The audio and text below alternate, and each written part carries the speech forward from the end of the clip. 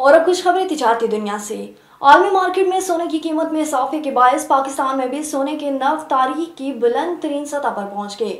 बैनुल अक़वामी market में आज भी सोने की कीमत में $30 का नुमाया इजाफा हुआ, जिसके बायस फी ऑन सोने की कीमत $2,712 हो गई।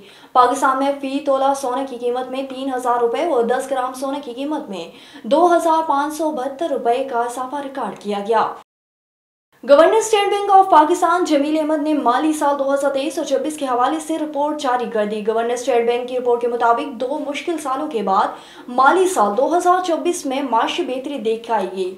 सख्त ज़री पॉलिसी, माली इस्तेहकाम और अजनास की आलमी कीमतों में कमी से महंगाई हुई, बैरूनी खातों पर दबाव कम और ज़ेर मुबादला के जहाज़ में इजाफा हुआ। एक्सचेंज कंपनियों के इस्लाहात से ज़ेर मुबादला बाजार में इस्तेहकाम आया।